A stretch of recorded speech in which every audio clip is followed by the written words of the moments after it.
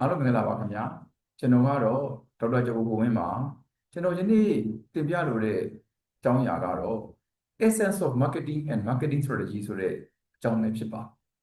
marketing နဲ့ marketing strategy marketing ဆိုင်ရာမဟာဗျူဟာရဲ့အနှစ်ချုပ်သဘောကိုကျွန်တော်တင်ပြသွားမှာဖြစ်ပါတယ်ခင်ဗျာကျွန်တော်တို့အရင်ဆုံးဒီ marketing နဲ့ marketing strategy ကိုမပြောခင်မှာ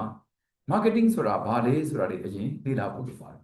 marketing နဲ့ပတ်သက်လို့ကတော့ definition လို့ခေါ်တဲ့အဓိပ္ပာယ်ဖွင့်ဆိုချက်တွေဟာမြောက်များစွာရှိပါတယ်ဒီမြန်မာနိုင်ငံမှာလူသိများတဲ့ဆရာကြီးဒေါက်တာဖိလစ်ကော့တာကိုနိုင်ကိုက marketing ကိုသူ့ရဲ့စာအုပ် edition တစ်ခုထွက်လို့ရှိရင်တစ်ချိန် update လုပ်ပြီးတော့မှမွမ်းမံပြီးတော့မှဖွင့်ခဲ့တာတွေရှိပါတယ်သို့တော့ကျွန်တော်ဒီယနေ့ကเนาะအမျိုးတို့များစုနားလည်အောင်လို့ဒါ marketing ဘာသာရပ်ကိုရှင်းပြတာဖြစ်တဲ့ကြောင့်မလို့လူအများနားလည်လွယ်မဲ့ရိုးရှင်းတဲ့ definition တွေကိုပဲသုံးပါမယ်ဒီ definition ဟာလည်းပဲတကယ်ကြတော့ဆရာကြီးဒေါက်တာဖိလစ်ကော့တာဟာ2012ခုနှစ်လောက်ကပဲဖွင့်ဆိုခဲ့တဲ့ definition ဖြစ်ပါတယ်အဲ့တော့ဒီ definition အရ marketing ဆိုတာဘာလဲဆိုလို့ရှိရင် marketing ဆိုတာဟာမိမိရဲ့ target customer တွေအတွက်မိမိရောင်းချတဲ့ကုန်စည်သို့မဟုတ်ဝန်ဆောင်မှုကို value လို့ခေါ်တဲ့တန်ဖိုးထားမှုတွေကိုမြင့်တင်ပေါ်ဆောင်ခြင်းဖြစ်ပါတယ်ဒါပထမအချက်ပါဒုတိယအချက်က marketing ဆိုတာဘာလဲဆိုရင်အဲဒီမိမိရဲ့ကုန်စည်သို့မဟုတ်ဝန်ဆောင်မှုကိုတန်ဖိုးကိုမြင်တွေ့ပြီးတော့မှဝယ်ယူသွားကြတဲ့ customer တွေကိုနောင်အကျိတ်ချင်းအဖန်ဖန်အထက်ထပ်ပြန်ဝယ်စေရန်အလို့မှာ strong relation လို့ခေါ်တဲ့ခိုင်မာတဲ့ရင်းနှီးမှုကိုတည်ဆောက်ခြင်းဖြစ်ပါတယ်ဒါဒုတိယတစ်ချက်ဖြစ်ပါတယ်တတိယတစ်ချက်ကတော့၎င်း customer တွေစီကနေပြီးတော့မှเนาะတန်ဖိုးတွေကိုပြန်ပြီးတော့မှ value capture လို့ခေါ်ပါတယ်တန်ဖိုးတွေကိုပြန်လည်၍ဖမ်းယူခြင်းလို့ပြောပါတယ်ဒီစကားချက်ကတော့ဒါတော်တော်သွယ်ပါတယ်တကယ်တမ်းကျတော့ value လို့ပြောတဲ့နေရာမှာ customer တွေကဘယ်လို value ပေးနိုင်တယ်နံပါတ်1 monetary value ငွေကြေးအားဖြင့်ဝယ်ယူအားပေးခြင်းဒါကိုလည်းကျွန်တော် value လို့ခေါ်ပါတယ်ဒုတိယတစ်ခုကတော့ဗာလဲဆိုရင် information value ဒီပစ္စည်းကောင်းလားမကောင်းလားဘယ်လိုတိုးတက်ပြီးတော့မှတိုးတက်လို့ရအောင်လုပ်ရမလဲဆိုတဲ့ information value တွေပြန်ပေးပါတယ်နောက်တစ်ခုကတော့ဗာလဲဆိုလို့ရှိရင်เนาะဒီcompany ကိုเนาะပြန်ပြီးတဲ့အခါကျတော့မှပံ့ပိုးမှု support တွေเนาะပြန်ပြီးတော့ပံ့ပိုးမှုတွေပြန်ပေးပါတယ်ဒါကြောင့်မလို့ကျွန်တော်တို့ပြန်ချုပ်မယ်ဆိုရင် marketing ဆိုတဲ့ဖြစ်စဉ်ကြီးမှာအင်္ဂါရပ်တစ်ခုပါဝင်ပါတယ်နံပါတ်1အင်္ဂါရပ်ဒီမိမိ target customer များအတွက်တန်ဖိုးကိုဖန်တီးခြင်းနံပါတ်2ပထမတစ်ချိန်ဝယ်ယူသော customer များနဲ့ strong relation လို့ခေါ်တဲ့ခိုင်မာသောရင်းနှီးမှုကိုတည်ဆောက်ခြင်းတတိယကတော့ customer တွေစီကနေပြီးတော့မှ value တွေကိုရအောင်တစ်ခါပြန်လည်ရယူအောင်စူးစမ်းခြင်းဆိုတဲ့အပိုင်းသုံးပိုင်းပဲဖြစ်ပါတယ်အဲ့တော့ဒါပြင်ကျွန်တော်တို့မေးစရာရှိတာကဒီ marketing ကိုကျွန်တော်တို့ဘယ်လိုမျိုးရည်ရွယ်ချက်တွေနဲ့သို့မဟုတ်ဘယ်လိုပန်းနိုင်ကြလို့တာလဲ marketing မှာပန်းနိုင်ရှိပါတယ်အဲ့တော့ကျွန်တော်တို့ marketing ကိုပြောကြရင်ဘာကြောင့် marketing လုပ်လဲဆိုရင်ကျွန်တော်တို့ဆရာရဲ့အယောင်တက်ချင်လို့ပေါ့အဲ့တော့ဘယ်အခါမှာအယောင်တက်တယ်လဲဆိုရင်အခြေခံကြပြောကြမယ်ဆိုရင်အယောင်တက်တာဟာအခြေအနေတစ်ခုမှတက်ပါနံပါတ်1မိမိထံကတစ်ခါမှမဝယ်ယူဘူးသေးတဲ့ပုံကိုယ်တွေဝယ်ယူတဲ့အခါမှာအယောင်တက်ပါတယ်ဒါကြောင့်မလို့ကျွန်တော်တို့ marketing လုပ်တဲ့အခါမှာမိမိထံကနေအရင်တုန်းကတစ်ခါမှမဝယ်ယူဘူးသေးတဲ့ပုံကိုယ်တွေဝယ်လာအောင်အတွက်မိမိရဲ့ကုန်စည်သို့မဟုတ်ဝန်ဆောင်မှုမှာမိမိပြည့်မဲ့တဲ့တာလွန်နဲ့ superior value ခေါ်တဲ့တာလွန်မြင့်မားတဲ့ value တွေရှိနေတယ်ဆိုတာပြပြီးတော့မှခေါ်ဖို့လိုပါတယ်ဒါပထမပန်းတိုင်းပါဒုတိယပန်းတိုင်းကတော့မိမိစီကနေဝယ်ယူနေတဲ့ current customer တွေဟာမိမိစီကပို၍ဝယ်ယူတာအောင်လုပ်ခြင်းဖြစ်ပါတယ်ဒါကတော့ဗာလဲဆိုရင်တစ်ချိန်ဝယ်ယူတိုင်းမှာသူတို့ရဲ့ satisfaction လို့ခေါ်တဲ့ကျင့်တဲ့အားရမှုတွေပို၍တိုးတက်အောင်ဖြစ်ပေါ်လာအောင်လို့เนาะဒါကျွန်တော်တို့ဖန်တီးပြီးတော့မှလုပ်ဆောင်မှာဖြစ်ပါတယ်ဒါကြောင့်မို့လို့အစောကပြောခဲ့တဲ့ marketing လုပ်တာဟာကျွန်တော်တို့မှာပန်းနိုင်တစ်ခုရှိပါတယ်ပန်းနိုင်တစ်ခုတည်းဆိုရင်တော့အယောင်တက်ဖို့အဲ့ဒီအယောင်တက်ဖို့ဆိုတဲ့ပန်းနိုင်ကြီးရဲ့အောက်မှာဒါပန်းနိုင်ခွဲလေးတစ်ခုကတော့ဗာလဲဆိုရင်မိမိစီကတခါမှဝယ်ဘူးတဲ့လူတွေဝယ်လာဖို့လို့ရဲ့မိမိထံကနေပြီးတော့မှလက်ရှိဝယ်လက်စပုဂ္ဂိုလ်တွေပုံမွေ၍ဝယ်ယူဖို့ရဲ့ဆိုပြီးတော့မှပန်းနိုင်ခွဲတစ်ခုကိုတွေ့ရမှာဖြစ်ပါတယ်ကောင်းပြီဒါဖြင့် customer ဆိုတာဘယ်သူတွေကိုပြောတာလဲ customer ကလည်းပဲအမျိုးအစားပေါင်းစုံဖြစ်နေပါတယ်နံပါတ် 1 customer ကတော့မိမိရဲ့ပစ္စည်းကိုမိမိထံကနေဝယ်ယူပြီးတော့မှတဖန်ပြန်လည်ရောင်းချမဲ့ reseller တွေဖြစ်ပါတယ်အဲ့ဒီပုဂ္ဂိုလ်တွေထဲမှာဘယ်သူတွေပါလဲဆိုတော့ဖြန့်ချီသမား distributor တွေပါတယ် wholesale လို့ခေါ်တဲ့လက်ကားဆိုင်တွေပါတယ် retail လို့ခေါ်တဲ့လက်လီရောင်းတဲ့ convenience store mini market supermarket hypermarket စသဖြင့်ဒီဆိုင်တွေမျိုးစုံပါပါတယ်ဒုတိယကတော့ business စီးပွားရေးလုပ်ငန်းတွေဖြစ်ပါတယ်ဒါ ဒါကိုကျွန်တော်တို့ကတော့ business customer လို့ခေါ်ပါတယ်တချို့သောစီးပွားရေးလုပ်ငန်းတွေဟာကျွန်တော်တို့ရောင်းတဲ့เนาะဒီစက်ကူဘောပင်အဲနောက်ပြီးလို့ရှိရင်လေတန့်ဆေးစက်ပြာစသဖြင့်ဒါတွေကိုသူတို့စီးပွားရေးလုပ်ငန်းတွေမှာသုံးစွဲဖို့လို့ဝယ်ယူပါတယ်အဲ့လိုမျိုးမိမိရဲ့စီးပွားရေးလုပ်ငန်းတွေမှာအသုံးပြုရန်အလို့ငါဝယ်ယူသော customer များကိုကျွန်တော်တို့က business or business customer တနည်းအားဖြင့်ပါလေပဲ organizational customer လို့ခေါ်ကြပါတယ်ခေကောင်းပြီဒါဖြစ်ရင်ကျွန်တော်တို့ပစ္စည်းတွေကိုဒီစီးပွားရေးလုပ်ငန်းအလို့ငါပဲဝယ်ယူကြတာလားမဟုတ်သေးပါဘူးနောက် customer ကတော့ဗာလဲဆိုရင် non profit or not for profit အကျိုးအမြတ်မရှာတဲ့အဖွဲ့အစည်းတွေเนาะကျွန်တော်မြန်မာနိုင်ငံမှာဆိုတော့အလုပ်တဲ့အဖွဲ့အစည်းတွေရှိတယ်เนาะဒီပတ်ဝန်းကျင်ထိန်းသိမ်းရေးဒါမှမဟုတ်မိဘရေဘေးလေဘေးကုကြီးတဲ့ပုံကိုယ်တွေเนาะဒါမှမဟုတ်လည်းပဲเนาะဒီ development လို့ခေါ်တဲ့ကျွန်တော်တို့စီးပွားရေးဖွံ့ဖြိုးမှုလူမှုရေးဖွံ့ဖြိုးမှုကဏ္ဍတွေမှာပါဝင်ဆောင်ရွက်နေတဲ့အကျိုးအမြတ်မရှာတဲ့အဖွဲ့အစည်းတွေကလည်းပဲကျွန်တော်တို့ပစ္စည်းတွေကိုဝယ်လို့ရပါတယ်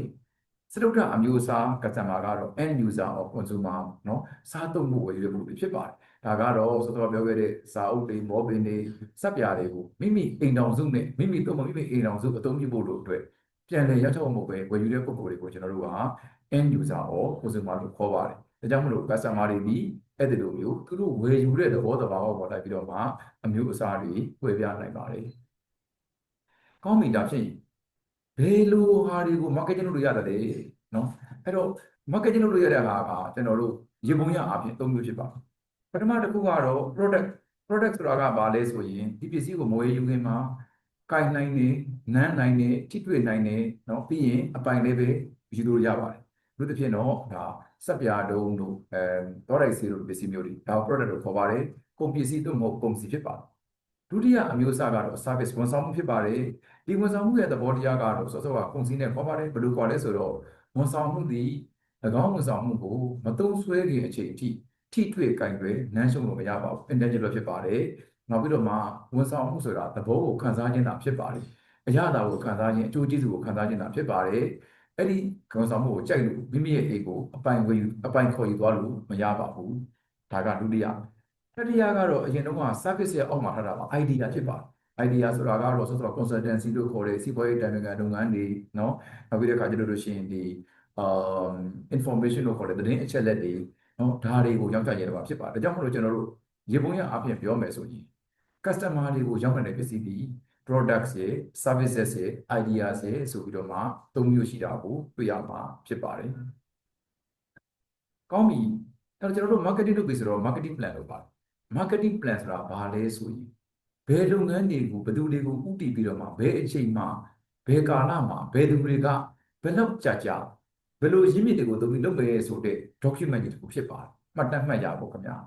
အဲ့တော့အဲ့ဒီเนาะဒီ marketing plan ခေါ်တဲ့အလုံးအရေးကြီးတဲ့စီမံကိန်းပတ်တမ်းကြီးထဲမှာအဓိကအချက်နှစ်ချက်ပါပါတယ်အဲ့ဒါဘာလဲဆိုရင် marketing နဲ့ပတ်သက်တဲ့ goal or objective marketing plan တိုင်းတို့ marketing ရဲ့ဥတည်ချက်တွေပါပါတယ်နံပါတ်1ကတော့အဲ့ဒီချမှတ်ထားတဲ့ဥတည်ချက်တို့ကိုပန်းတိုင်ကိုရောက်စေရန်အလို့မှာလုပ်မဲ့ strategies ခေါ်တဲ့မဟာဗျူဟာတွေပါပါတယ်เนาะဆိုတော့ဒီမဟာဗျူဟာဆိုတဲ့အကြောင်းကိုလည်းကျွန်တော်နောက်မှာတိတိကျကျရှင်းပြအောင်မှာဖြစ်ပါတယ်အဲ့တော့ကျွန်တော်တို့ marketing process ကိုနည်းနည်းလေးပြန်ပြီးချုပ်ကြည့်မယ်ဆိုရင် marketing process မှာအဆင့်၄ဆင့်ကိုသွားပြီးတော့မှအကျဉ်းအဖြစ်သွားတွေ့ရပါလိမ့်မယ်နံပါတ်1အချက်ဒီကိုယ့်ရဲ့ market ကဘယ် market လဲเนาะ market ဆိုတဲ့နေရာမှာလည်းကြည့်ရ market ဆိုတဲ့စကားတော့ target customer ဆိုတဲ့စကားကပ်ပါနေပါတယ်ကိုယ့်ရဲ့ market တနည်းအားဖြင့်ကိုယ့်ရဲ့ target customer တွေကဘယ်သူတွေလဲကိုကအဲ့ဒီ customer တွေကဘယ်လို value မျိုးကိုတောင်းတမျှော်လင့်နေတယ်လေဒါကိုသိအောင်လုပ်ရပါမယ်ဒုတိယကတော့အဲ့ဒီမိမိရဲ့နားလည်မှုနဲ့ကိုက်ညီတော့ value proposition လို့ခေါ်တဲ့တန်ဖိုးထားမှုတွေကိုကျွန်တော်တို့ကဒါ offer ပေါ့လေကျွန်တော်တို့ပေးအပ်ရပါမယ်เนาะပေးအပ်ရပါမယ်ကျွန်တော်တို့တောင်းကျင်းပေးရပါမယ်တတိယကတော့ဘာလဲဆိုလို့ရှိရင်เนาะတတိယအချက်ကတော့ကျွန်တော်တို့တွေเนาะဒီ value တွေကိုเนาะ deliver เนาะဒီ value ကို deliver လုပ်ဖို့ဖြစ်ပါတယ် deliver ဆိုတဲ့မှာအဓိပ္ပာယ်ကိုရှိပါတယ်တခုကတော့စောစောကဒုတိယအဆင့်မှာကျွန်တော်တို့တော့ဒီ value မျိုးကိုဖန်တီးပေးမယ်ဆိုတဲ့ဂတိကိုတကယ်ဂတိတီနဲ့လုပ်ပေးခြင်းကိုလည်း deliver value လို့ခေါ်တယ်လို့နောက်တစ်ခုကတော့မိမိရဲ့ကုန်စည်သို့မဟုတ်ဝန်ဆောင်မှုတွေ customer တွေရဲ့လက်ဝယ်အရောက်ဖြန့်ချိပေးခြင်းကိုလည်း deliver လို့ခေါ်ပါတယ်ဒါကြောင့်တတိယအဆင့်ဒီ value ကို deliver လုပ်ခြင်းဖြစ်ပါတယ်စတုတ္ထအဆင့်ကတော့เนาะဘာလဲဆိုလို့ရှိရင် monitor value ဒီ value တွေကိုဒီ customer တွေကခံစားတဲ့အခါမှာ ကြိုက်လားမကြိုက်ဘူးလားဒီ value တွေကိုဘယ်လိုပြောင်းဖို့လိုတယ်လဲဘယ်လိုမမဖို့လိုတယ်လဲဆိုတာကိုထပ်မံလေ့လာရတဲ့ပိုင်းဖြစ်ပါတယ်အဲ့ဒီအပိုင်း၄ပိုင်းကိုလုပ်ချင်းဟာပဲ marketing process ဖြစ်ပါတယ်ထို့သောဒီပိုင်း၄ပိုင်းလုပ်တဲ့အခါမှာဒီအပိုင်းတွေကိုလုပ်ထိရောက်အောင်မြင်စွာလုပ်နိုင်ဖို့လို့အတွက်အခြားသောဆက်နွယ်တဲ့လှုပ်ရှားဆောင်ရွက်မှုတွေလည်းပဲပါလာတာတွေ့ရမှာဖြစ်ပါတယ်စောစောက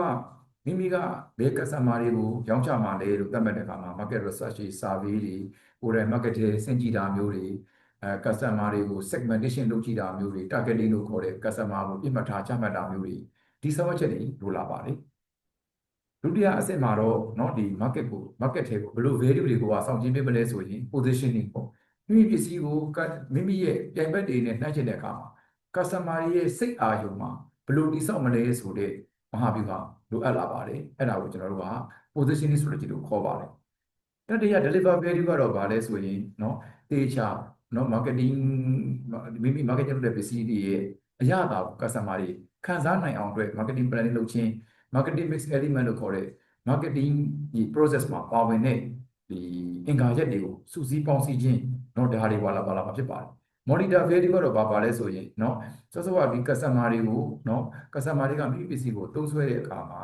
ကြိုက်လားမကြိုက်ဘူးလားဘယ်လိုတွေမျှော်လင့်နေကြလဲဆိုတာသိဖို့လို့အတွက် market research တွေ survey တွေပြန်လုပ်ရပါတယ် observation ခေါ်တဲ့ market တွေကိုစဉ်းကြည့်ရတာမျိုးတွေလည်းပဲလုပ်ရပါတယ်ဒါကတော့ကျွန်တော်တို့ marketing process ကိုအချိန်တူတူနဲ့ပဲကျွန်တော်တို့ဒါမြင်သွင်းကျပြသွားတာဖြစ်ပါတယ်နောက်တစ်ခုက marketers ဒါပြင် marketer တွေဘာလုပ်ကြလဲအဲ့တော့ marketer တွေဘာလုပ်ကြလဲဆိုတာကိုကျွန်တော်တို့เนาะဒီ marketing guru ကိုတင်စားတဲ့ဆရာကြီး Philip Kotler ကတော့ CCDVTP ဆိုအတူကောက်6လုံးနဲ့ပြောသွားပါတယ်ပထမစီကပါလေ create လုပ်ပါเนาะဒုတိယစီက communicate လုပ်ပါเนาะတတိယဒီကတော့ပါလေ deliver လုပ်ပါအဲ့တော့ဘာကို create လုပ်ရမှာတော့ဘာကို communicate လုပ်ရမှာတော့ဘာကို deliver လုပ်ရမှာတော့ဆိုတော့ value မိမိရဲ့ဝန်ဆောင်မှုနဲ့ကုန်စည်တွေမှာပါဝင်သော value ကို create လုပ်ပါ communicate customer တွေသိအောင်လုပ်ပါပြီးရင်ဘာဖြစ်လဲdeliver customer တွေရဲ့လက်ဝယ်ကိုရောက်အောင်ပို့ဆောင်ပေးပါ customer တွေပေးတဲ့ကတိကိုစောင့်ထိန်ပါဘာအတွက်လုပ်ရအဲ့ဒီ customer တွေလောက်ပါမှာဘာအတွက်လဲ profit ရအောင်အတွက်ဖြစ်ပါတယ်ဆိုတော့အဲ့ဒီလောက်ရမယ်เนาะဒီအခြေအနေတွေကိုပဲအတူကောက်ဆရာကြီး Philip Kotler က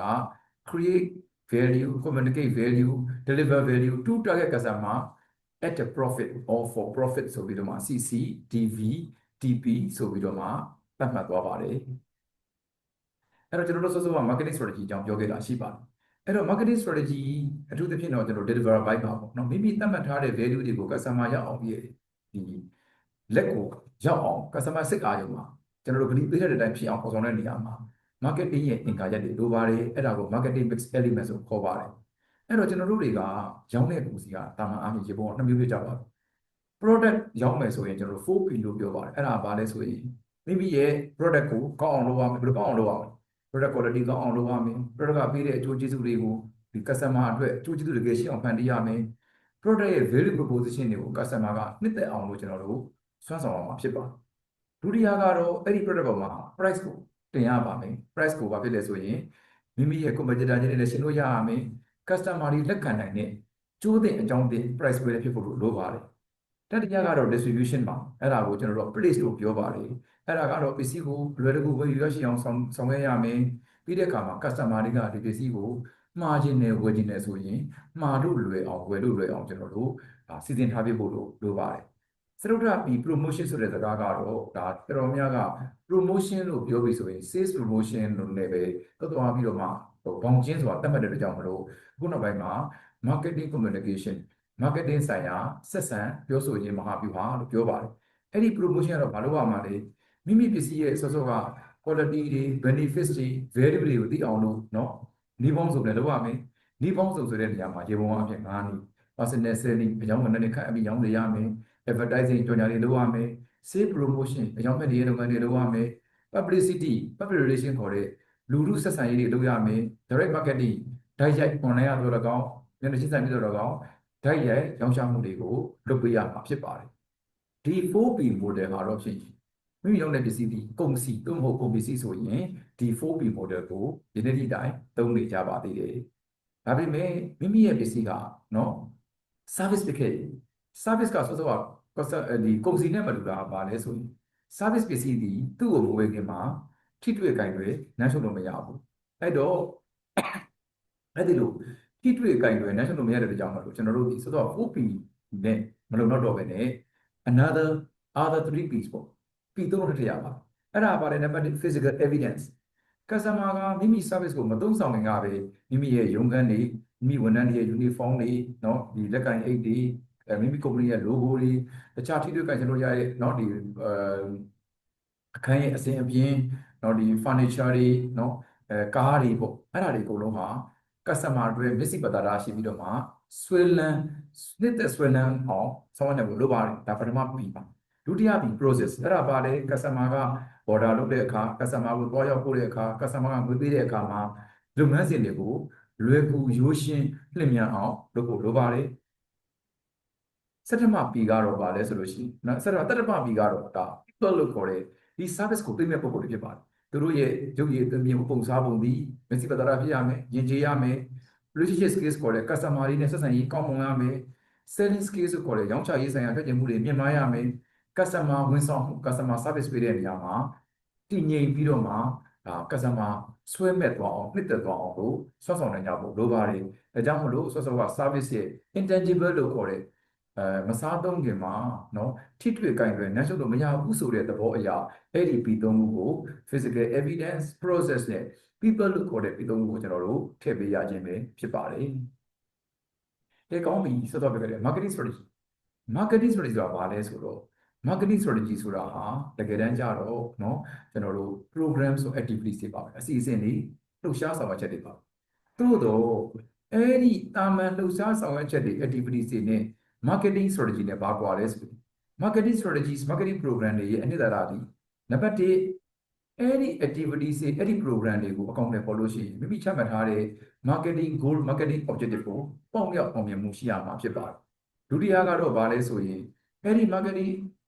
program တွေ marketing activities တွေကိုကျွန်တော်တို့လက်တွေ့အကောင့်တွေပေါ်တဲ့အခါကျရင်ကိုယ့်ရဲ့ brand image ကလည်းပိုကောင်းသွားရမယ်ထိုမှတစ်ဆင့်မိမိရဲ့ product ရဲ့ value service ရဲ့ value ကို customer တွေကပို့ပြီးတော့မှမြင်လာရမှာဖြစ်ပါတယ်ဖြစ်နိုင်ရင်တော့ superior value ပေါ့ဟာဒီပစ္စည်းရဲ့ဒီကုန်စည်ရဲ့ value ဟာဒီဝန်ဆောင်မှုရဲ့ value ဟာတခြားသောပြပြတဲ့ဆိုင်ပုံမတာတော်ပါလားဆိုတဲ့ superior value ကိုရရှိလာစေရမှာဖြစ်ပါတယ်နောက်တစ်ချက်ကတော့ဗာလဲဆိုရင် competitor တွေပေါ်မှာလည်းအသာစီးရဖို့လိုပါတယ်မိမိလုပ်တဲ့ marketing program တွေ activities တွေဟာ competitor တွေပေါ်မှာအသာစီးရနိုင်တော့အောင်အားကောင်းဖို့လို့ထူးဆန်းဖို့လို့စမ်းသစ်ဖို့လို့လိုပါတယ်နောက်ဆုံးတစ်ချက်ကတော့ဗာလဲဆိုရင် marketing strategy တကယ်ကောင်းပြီဆိုလို့ရှိရင်မိမိမှာနံပါတ်1 market share တွေကောင်းလာရမယ်အမြတ်တွေများလာရမယ်အဲ့ဒီ market share တွေကောင်းလာပြီးအမြတ်တွေများလာပြီဆိုရင်အဲ့ဒါကျွန်တော်တို့က brand performance ပိုကောင်းလာတယ်လို့ပြောပါတယ်အဲ့တော့ကျွန်တော်တို့ပြန်ချုပ်မယ်ဆိုရင်ကျွန်တော် marketing လုပ်တယ်ဆိုတာကဘာလဲဆိုလို့ရှိရင်เนาะမဝယ်သေးတဲ့လူတွေဝယ်လာအောင်ဝယ်လက်စလူတွေပို့ပြီးဒါပို့၍တိုး၍ဝယ်ယူလာအောင်လုပ်ရခြင်းဖြစ်ပါတယ်အဲ့လိုလုပ်တဲ့နေရာမှာကျွန်တော်တို့ဘာလုပ်လဲဆိုရင် marketing strategy လိုပါတယ် marketing strategy ဆိုတာဘာလဲဘာမှမဟုတ်ပါဘူးเนาะ strategy ဆိုတော့ရှိကမဟာဗျူဟာဆိုတော့အကြီးအောင်ပြီရိုးရှင်းစွာရှင်းပြရတယ် marketing strategy ဆိုဒီမှာမိမိချမှတ်ထားသော marketing goal marketing objective တွေကိုအောင်မြင်ရမယ်เนาะ customer တွေကလည်းမိမိရဲ့ product တော့မဟုတ် service ရဲ့ value ကိုမြင်သွားစေရမယ်ထို့မှတစ်ဆင့်ဘာဖြစ်လဲဆိုရင် competitor တွေကိုအသာစီးရရမယ်၎င်းမှတစ်ဆင့်ကို company market share တွေများလာရမယ်ပြီးတဲ့အခါကျရင် profit တွေပိုများလာရမှာဖြစ်ပါတယ်เนาะကျွန်တော်အခုပြောခဲ့တာကတော့ marketing ဆိုတာဘာလဲ marketing strategy ရဲ့အနှစ်သာရဘာလဲဆိုတာကိုကျွန်တော်ရတဲ့အချိန်လေးမှာအနှစ်ချုပ်ပြီးတော့မှပြောသွားခဲ့တာဖြစ်ပါတယ်ကျွန်တော်ရဲ့ဟောပြောချက်ကိုလည်း customer တွေအနေနဲ့နှစ်ချိုက်ကြလိမ့်မယ်ကျွန်တော်ရဲ့ဟောပြောချက်ကတင်ပြချက်ဟာ customer တွေအတွက်အတိုင်းအတာတစ်ခုထိအကျိုးရှိမယ်လို့လည်းကျွန်တော်ယုံကြည်မျှော်လင့်မိပါတယ်အခုလိုမျိုးအာယုံစိုက်နောက်ထောင်ပေးတဲ့အတွက်ကြောင့်မလို့အားလုံးကိုကျေးဇူးတင်ပါတယ်ခင်ဗျာ